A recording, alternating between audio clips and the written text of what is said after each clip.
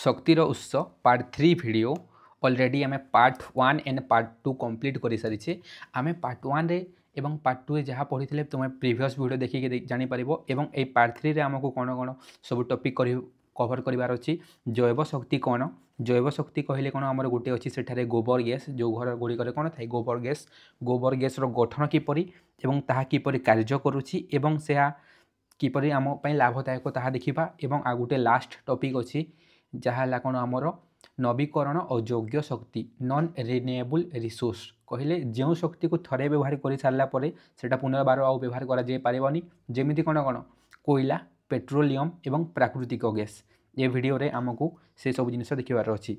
तो फास्ट आम स्टार्ट करवा कौटू आमर जैव शक्ति क्या कहुए जैव शक्ति बायो एनर्जी काठ को जालेनी भाव व्यवहार कराए आम जाने कौन काठ को जालेनी भाव व्यवहार करूँ यह छड़ा गोबर को मध्य जालेनी भाव व्यवहार कराए जो गोबर अच्छी गोबर को सुखाती प्रथम तापर कौन ताको जालेनी हिसाब से व्यवहार कराए ए समस्त प्रकार जालेनी उद्भिद और प्राणी मानक ठारो मिलुथिबारु एहाकु जैव जालेनी कहुए ए जो सबू जिनिस जो सब जालेनी अच्छी ताहा जदि उद्भिद एवं प्राणी उपलब्ध है ताहाकु कौन कह आमर जैव जालेनी कौन कह जैव जालेनी जैव वस्तुत्व प्रस्तुत जालेनी कहुए मध्य कौन कहुए बायोमास मध्य कहुए ताहाकु ठीक अच्छे।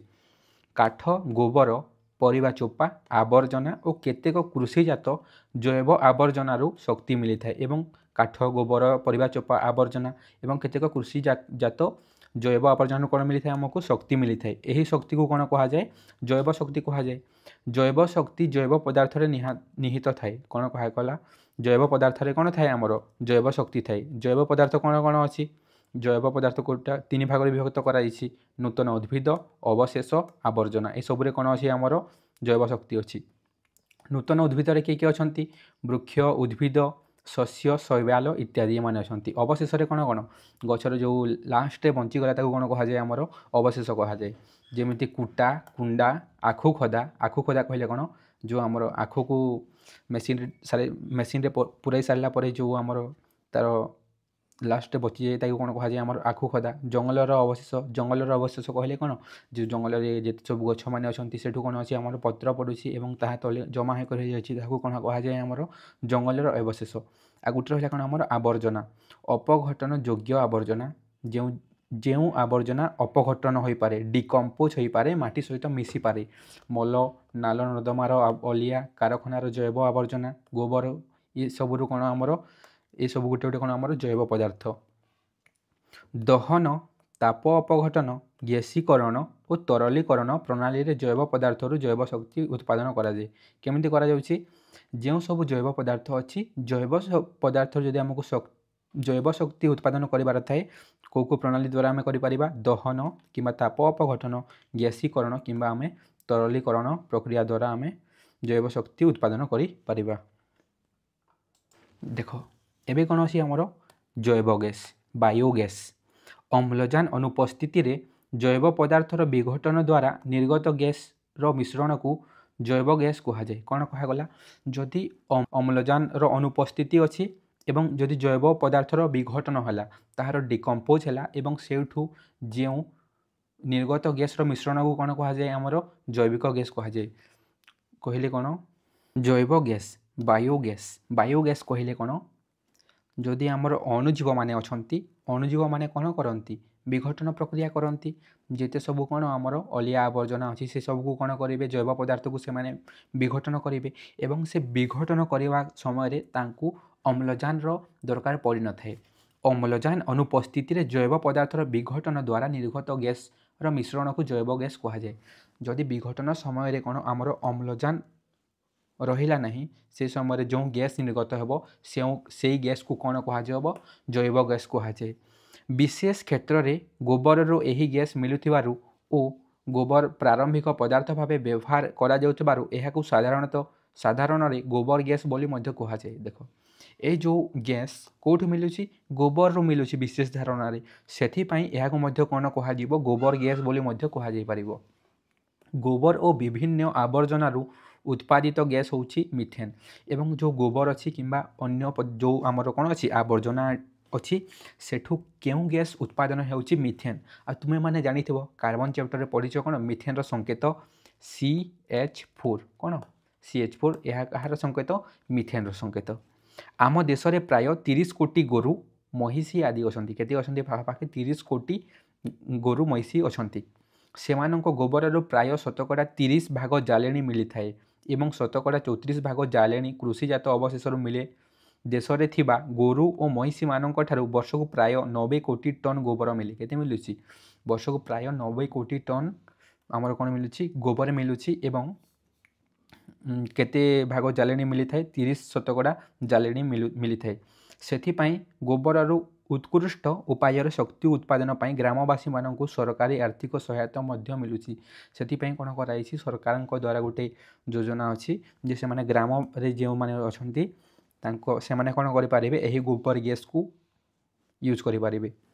4-5ଟି ଗାଈ ଗୋରୁଙ୍କ ଗୋବରରେ ଏକ ଗୋବର ଗ୍ୟାସ୍ ପ୍ଲାଣ୍ଟ କଲେ ଏହା 7-8 ଜଣିଆ ପରିବାରରେ ରୋଷେଇ ପାଇଁ ଗ୍ୟାସ୍ ଯୋଗାଇ ପାରିବ।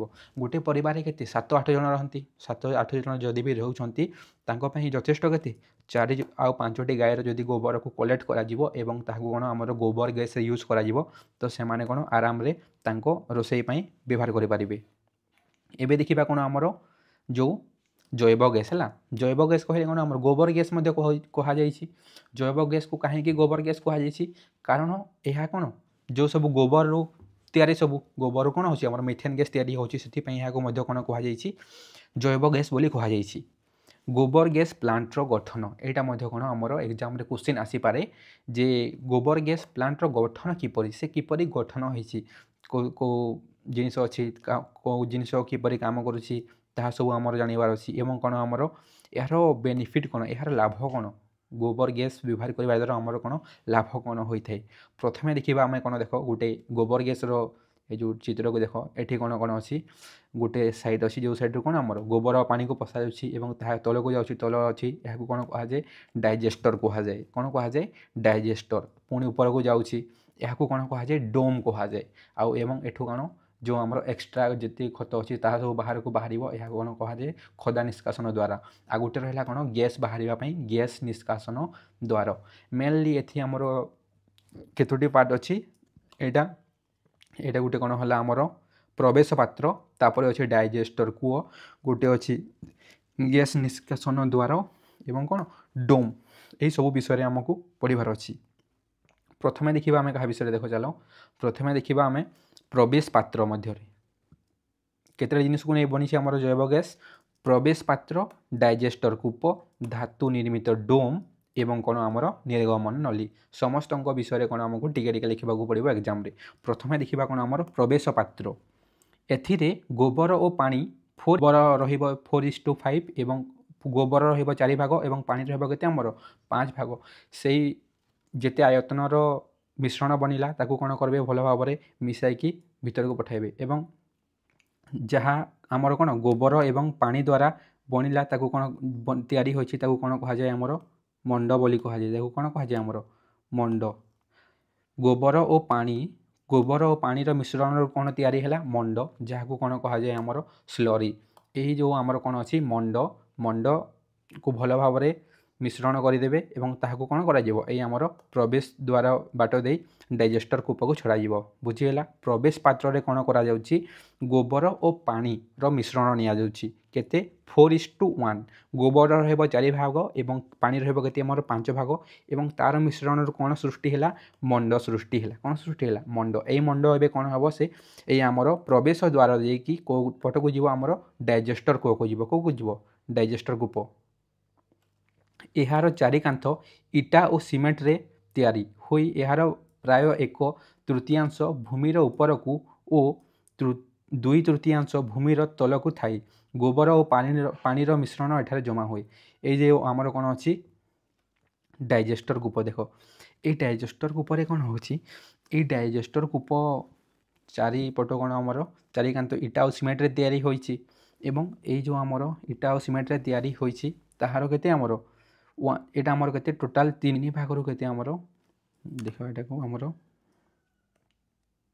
3 ଭାଗରୁ 2 ଭାଗ ମାଟି ତଳେ ପଶିକି ଅଛି ଏବଂ ଆମର କ'ଣ 3 ଭାଗରୁ ଗୋଟିଏ ଭାଗ ମାଟି ଉପରେ ବାହାରିକି ଅଛି ହେଲା। ବୁଝିହେଲା। 3 ଭାଗରୁ 2 ଭାଗ ମାଟି ତଳେ ପଶିକି ଅଛି ଡାଇଜେଷ୍ଟର କୂପ ଏବଂ तीन भागर गोटे भाग कौन आमर माटी उपरे बाहरिकी अच्छी। एबे देखिबा कौन आमर धातु निर्मित डोम। एबे कौन देखिबा आमर धातु निर्मित डोम। साधारणतः यही डोमटी इस्पात निर्मित। ये डोमटी क्या द्वारा बनी गोटे इस्पात द्वारा बनी। एबे सीमेंट और कंक्रीट डोम निर्माण कराଯାଉଛି। एबे कौन कराଯାଉଛି सीमेंट किंबा आमर कंक्रीट द्वारा यही डोम को निर्माण कराଯାଉଛି। यह कूपकू संपूर्ण रूपे गुड़ाई वायु रोधी करदे। ये डोम्र कार्य कौन से पूरा कूपकू पूरा वायु रोधी करदेव। बाहर वायु पशिबा कौन देवनी। देख जदि बाहर कौन है वायु पशिला ना अम्लजान अनुपस्थिति हे कौन हम अम्लजान अनुपस्थिति हे एवं सही अम्लजान अनुपस्थिति रे गोटे कौन अच्छे आमर मिथानोजेन। मिथानोजेन एवं अन्य किछि बैक्टेरिया से माने कौन करेंगे अम्लजान अनुपस्थिति रे किण्वन द्वारा methane carbon dioxide hydrogen hydrogen sulphide gas उत्पन्न करती। कौन करिपारुछंती जेते बेले आमर धातु निर्मित डोमटी पूरा वायु रोधी हो गला भितर को कौन आमर अम्लजान जाई परिबो नहीं। अम्लजान जदि जाई न पारिले कौन हम मिथानोजेन एवं ता सहित किछि बैक्टेरिया से माने किण्वन करिकी कौन करुछंती आमर methane carbon dioxide hydrogen hydrogen sulphide gas उत्पन्न करती। एथिरु मिथेन गैस शतकड़ा केते प्राय आमर 65 to 75 भाग थाए। गैस चापर डोम ऊपर को उठे कहले कौन आमर जो एथि डोम अच्छी डोम पूरा वायु रोधी अच्छी सेठी अच्छी कौन आमर मिथानोजेन बैक्टेरिया। मिथानोजेन बैक्टेरिया क्यों गैस निर्गत करुच्ची मिथेन गैस तार परसेंटेज केते अच्छी 65 to 75% कौन अच्छी आमर CH4 गैस अच्छी है। एते थिला आमर कहा विषय धातु निर्मित डोम विषय। एबे देखिबा कौन रहीगला आमर गैस क्यों पटु बाहर को बाहरी बसे गैस रो गोबर गैस प्लांट गठन में कौन अच्छे 4 नंबर निर्गमन नली। यही धातव नली बाट दे गैस रोसई घर चूल्हा को जाए यही बाट दे कौन आमर जो घरे जहाँ जो जगह आमर गैस स्टोव लगी से जगह को डायरेक्ट पठाଯିବ एवं कौन कराଯିबे नियंत्रित चापर यह जलाइबार व्यवस्था होता है। एपरी नुहे जे गैस बाहर की गला सीधा माचिस मारले जलिब घरे कौन आमर जो घरे LPG गैस अच्छी LPG गैस रे कौन आमर नियंत्रित करने किसी स्विच अच्छी सेमिति यही नली कौन थाए आमर नियंत्रित करने किसी व्यवस्था रही है जहाँद्वारा कौन कराए कि चाप को नियंत्रण कराए एवं यही गैस को चला जाए।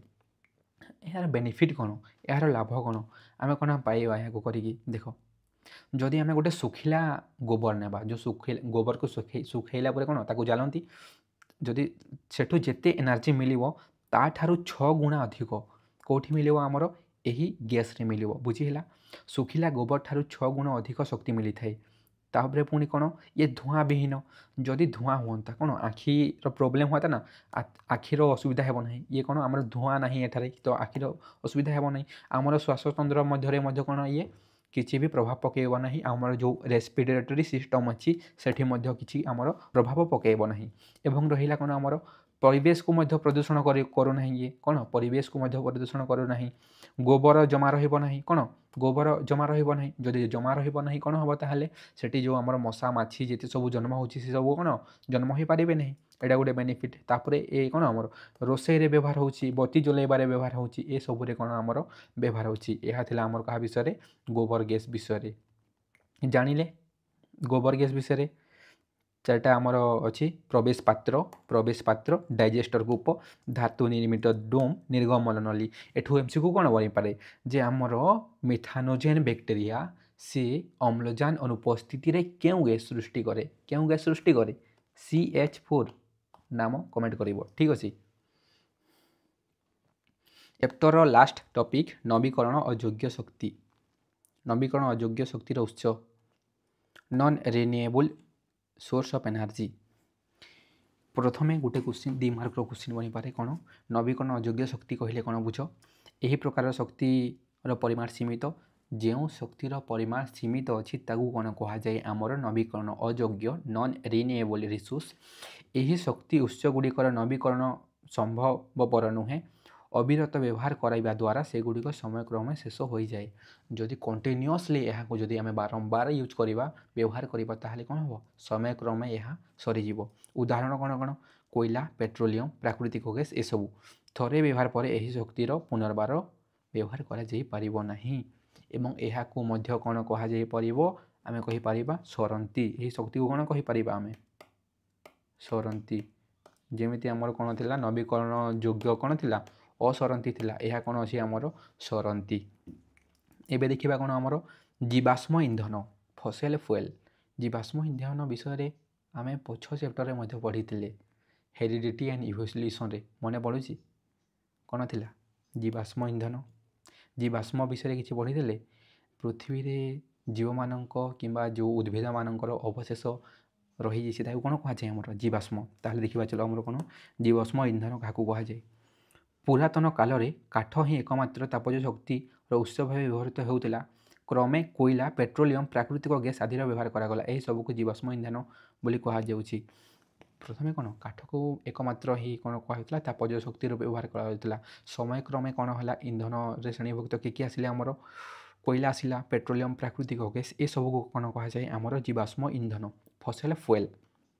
मृत उद्भिद देहवाशेषु कोयला एवं सामुद्रिक जीव और उद्भिदर देहवाशेषु पेट्रोलियम और प्राकृतिक गैस सृष्टि होता है। यह आमर किपर सृष्टि होउछि देखो जीवाश्म किपर सृष्टि होउछि जेते बेले जो आमर जीव और उद्भिद मानकर अवशेष माटी तले पोती हो जाउछि ता अधिक एवं ताहा कौन आमर जीवाश्म रे परिणत हो जाउछि।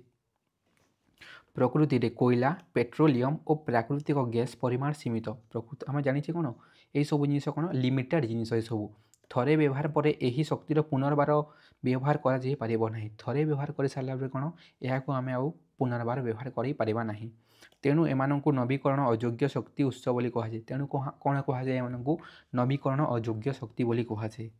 देख प्रथम देखा क्या विषय कोयला कोयला को कौन कोयला किपर सृष्टि होउछि कोयला किपर सृष्टि होउछि कोयलार सृष्टि किपर प्रथमे ता जानि नेबा पहला कोयलार सृष्टि किपर होउछि आम पृथ्वी रे बास करथबा जेते सब जीव अछंती एवं जेते सब उद्भिद अछंती ताहा आमर अर्थक्वेक भूमिकंप किंबा कौनसी प्राकृतिक कारण जोगु जदि से माने माटी तले पशि जाइछंती ताहा कौन हम से अधिक चाप और अधिक चाप जोगु ही सेटा आमर कौन कोयला रे परिणत हो। देखो ये कोयलार एवं कौन कर श्रेणी विभाग कर कोयलार श्रेणी विभाग अच्छी चारोटी अच्छी एमसीक्यू तैयारी हो पारे जे कोयलार क्यों रूप क्योंटा कहीकि देखो आम जानी कौन सबू जगार कार्बन उपस्थित सबू कार्बन चैप्टर पढ़िले कार्बन सबू जगार अच्छी तो कोयला रे केते परिमाण रे कार्बन अच्छी है कोयला रे केते परिमाण रे केते मात्रा रे कार्बन अच्छी ताकू दृष्टि रे रखी ताकू श्रेणी विभाग करा जाइछि। गोटे अच्छी आंथ्राक्साइड बिटुमिनस लिग्नाइन आ गोटे रहा कौन आमर पिट। देखो यह सबुठारु उत्कृष्ट धरण कोयला आंथ्राक्साइड कौन सबुठारु उत्कृष्ट धरण कोयला एथिरे कार्बन परिमाण प्राय 94 रु 95 अच्छी आंथ्राक्साइड रे कौन कार्बन परिमाण केते अच्छी 94 रु 95 अच्छी।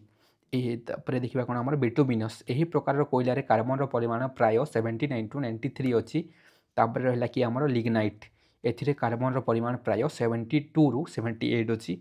एबे देखिबा हमर कोन पिट एही जातीय कोयला रे प्राय 44 रु 71 कार्बन थाए एठी कोन हमर प्राय 44 रु 71% कार्बन थाए जहाँ पाखरे अधिक कार्बन अच्छी से भल भाव जलिबो एवं कहा पाखरे अच्छे सबुठारे अधिक आंथ्राक्साइड रे केते अछि हमर 94 रु 95% अछि हैला।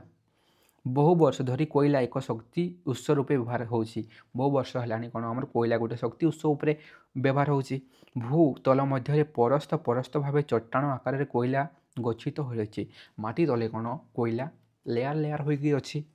कोयलार मुख्य उपादान हेउछि अंगारक और कार्बन कौन कहगला कोयलार मुख्य उपादान कौन अंगारक और कार्बन कार्बन व्यतीत एथिरे अनेक यौगिक पदार्थ रही कार्बन सहित सेठी कौन अच्छी आमर मध्य यौगिक माने अछंती। अधिक कार्बन थिबा कोयलार अधिक शक्ति मिली थाए अधिक कार्बन थिबा कोयलार कौन अधिक शक्ति मिली थाए को कोयलार अधिक कार्बन अच्छी मन पड़ा आंथ्राक्साइड।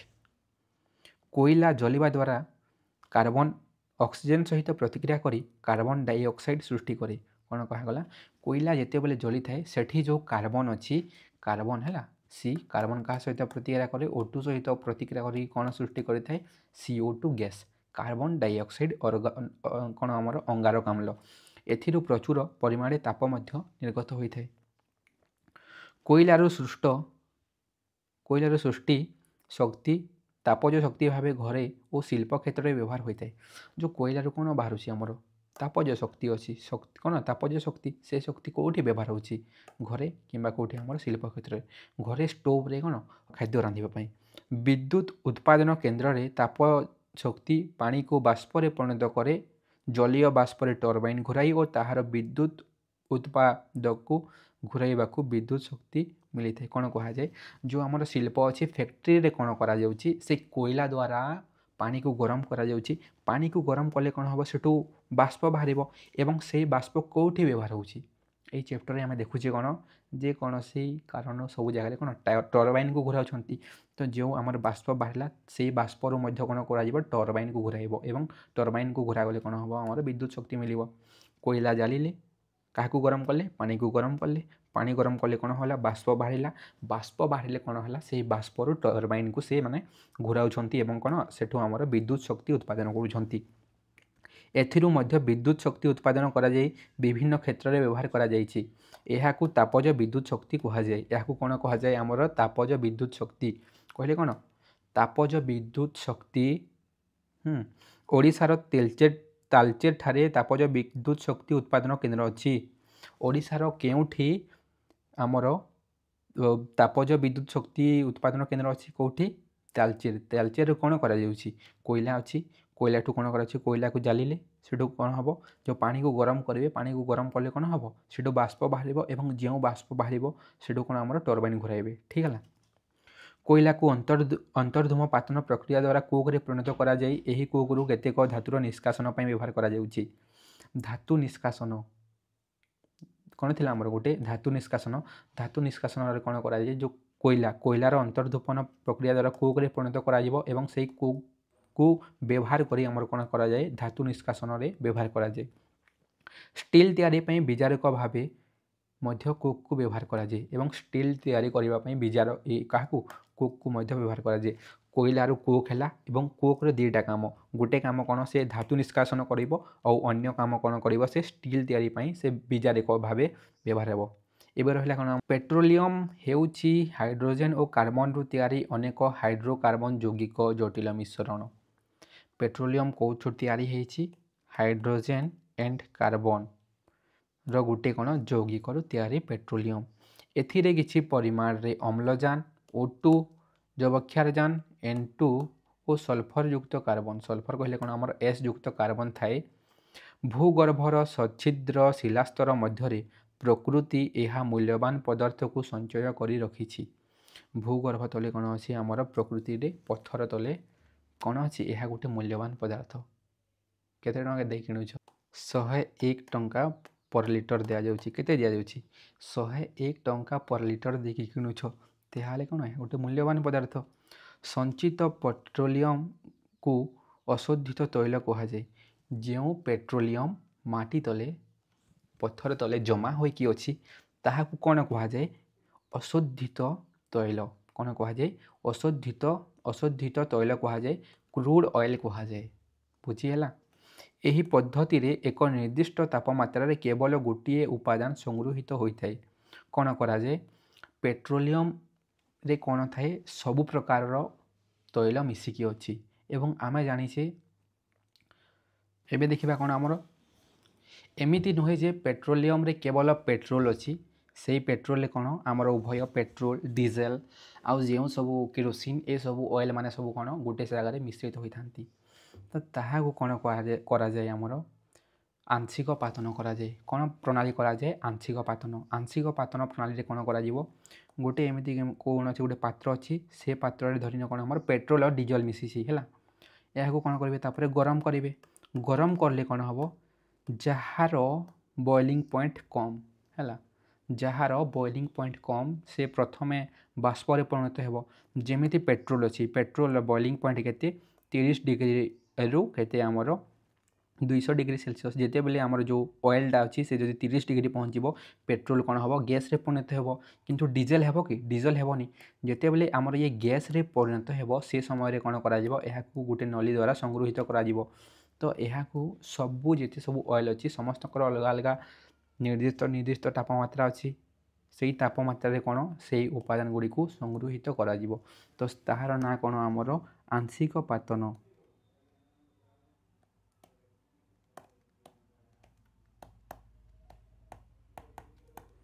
ତ ଆମର କ'ଣ କରାଯାଉଛି ଆଂଶିକ ପାତନ ପ୍ରଣାଳୀ ଦ୍ୱାରା ପେଟ୍ରୋଲିୟମରୁ ବିଭିନ୍ନ ଗ୍ୟାସ୍କୁ ଅଲଗା କରାଯାଉଛି। ଏବେ ଦେଖିବା କ'ଣ ଆମର ପ୍ରାକୃତିକ ଗ୍ୟାସ୍ ନ୍ୟାଚୁରାଲ୍ ଗ୍ୟାସ୍। ଭୂ ଅନ୍ତରରୁ ପେଟ୍ରୋଲିୟମ ଉତ୍ତୋଳନ ବେଳେ ପେଟ୍ରୋଲିୟମ ସହ ମିଶି କିଛି ଗ୍ୟାସ୍ ମଧ୍ୟ ଆସିଥାଏ, ଏହାକୁ ପ୍ରାକୃତିକ ଗ୍ୟାସ୍ କୁହାଯାଏ। ଯେତେବେଳେ ପେଟ୍ରୋଲିୟମର ସାର୍ଜ କରିବେ ସେ ସମୟରେ କ'ଣ କିଛି ଗ୍ୟାସ୍ ବାହାରିଥାଏ ଏବଂ ସେହି ଗ୍ୟାସ୍କୁ କ'ଣ କୁହାଯାଏ ପ୍ରାକୃତିକ ଗ୍ୟାସ୍ ବୋଲି କୁହାଯାଏ। ବେଳେ ବେଳେ କେତେକ ତୈଳ କୂପରୁ ଖଣିଜ ତୈଳ ପରିବର୍ତ୍ତେ କେବଳ ପ୍ରାକୃତିକ ଗ୍ୟାସ୍ ନିର୍ଗତ ହୋଇଥାଏ। ଯେଉଁ ଆମର ମାଇନିଂ ଏରିଆ ଅଛି ସେ ମାଇନିଂ ଏରିଆରେ କ'ଣ ବେଳେ ବେଳେ କେବଳ ଗ୍ୟାସ୍ ମଧ୍ୟ ମିଳିଥାଏ। ଏହି ଗ୍ୟାସ୍ର ମୁଖ୍ୟ ଉପାଦାନ ହେଉଛି ମିଥେନ୍। ସେ ଗ୍ୟାସ୍ର ମୁଖ୍ୟ ଉପାଦାନ କେଉଁଠି ଆମର ମିଥେନ୍। ଜାଳେଣୀ ଭାବରେ ଘରେ ଓ କାରଖାନାରେ ଏହାର ବହୁଳ ଜରିଆରେ ବିଭିନ୍ନ ସ୍ଥାନକୁ ପଠାଯାଏ ଏବଂ କ'ଣ କରାଯାଏ କେଉଁଠି ଜାଳେଣୀ ଭାବରେ ବ୍ୟବହାର ହେଉଛି ଘରେ କାରଖାନାରେ ଏବଂ ଅନ୍ୟାନ୍ୟ ଜାଗାକୁ କ'ଣ କରାଯାଇଥାଏ ଏହାକୁ ପଠାଯାଇଥାଏ। ଏହି ଗ୍ୟାସ୍କୁ ଉତ୍ତୋଳନ କରାଯାଇ ବଡ଼ ବଡ଼ ବାୟୁରୁଦ୍ଧ ଟାଙ୍କିମାନଙ୍କରେ ରଖାଯାଏ ଓ ଏହି ଟ୍ୟାଙ୍କରୁ ପାଇପ୍ ଜରିଆରେ ବିଭିନ୍ନ ସ୍ଥାନକୁ ପଠାଯାଏ ଏବଂ କ'ଣ କରାଗଲା ଯେଉଁ ଗ୍ୟାସ୍ ନିର୍ଗତ ହୋଇଛି ସେହି ଗ୍ୟାସ୍କୁ କ'ଣ କରିବେ ବହୁତ ବଡ଼ ବଡ଼ ଟ୍ୟାଙ୍କରେ ରଖାଯିବ ଏବଂ ସେହି ଟ୍ୟାଙ୍କରୁ ଡାଇରେକ୍ଟଲି କ'ଣ କରାଯିବ ପାଇପ୍ ଦ୍ୱାରା ତାହାକୁ କ'ଣ କରାଯିବ ବିଭିନ୍ନ ସ୍ଥାନକୁ ପଠାଯିବ। ଆମ ଦେଶରେ କେଉଁଠି ଗୁଜରାଟର ବରୋଦାରେ ପ୍ରାକୃତିକ ଗ୍ୟାସ୍ ଘରୋଇ ବ୍ୟବହାର ପାଇଁ ପାଇପ୍ ଲାଇନ୍ ଦ୍ୱାରା ଦିଆଯାଉଛି। କେଉଁଠି ଗୁଜରାଟ, ଆମ ଦେଶର କେଉଁଠି ଗୁଜରାଟରେ ଏମିତି ପାଇପ୍ ଲାଇନ୍ ଲଗାଯାଇଛି। ପାଇପ୍ ଲାଇନ୍ ଦ୍ୱାରା କ'ଣ ଆସୁଛି ଗ୍ୟାସ୍ ଆସୁଛି। ଆମ ଦେଶର ରାଜସ୍ଥାନ, ମୁମ୍ବାଇ ଉପକୂଳ ଅଞ୍ଚଳ ଏବଂ କୃଷ୍ଣା ଓ ଗୋଦାବରୀ ନଦୀର ତ୍ରିକୋଣ ଭୂମି ଅଞ୍ଚଳରେ ପ୍ରଚୁର ପରିମାଣରେ ପ୍ରାକୃତିକ ଗ୍ୟାସ୍ ଗଚ୍ଛିତ ଥିବାର ସୂଚନା ମିଳୁଛି। କେଉଁଠି ଆମର କୃଷ୍ଣା ଗୋଦାବରୀ ତ୍ରିକୋଣ ଭୂମି, ଏଠି କ'ଣ ଅଛି ଆମର ପ୍ରଚୁର ମାତ୍ରାରେ ପ୍ରାକୃତିକ ଗ୍ୟାସ୍ ଅଛି। ତ ଫାଇନାଲି ଆମର ଏଇ ଚାପ୍ଟରଟି କମ୍ପ୍ଲିଟ୍ ହୋଇଗଲା ଶକ୍ତିର ଉତ୍ସ।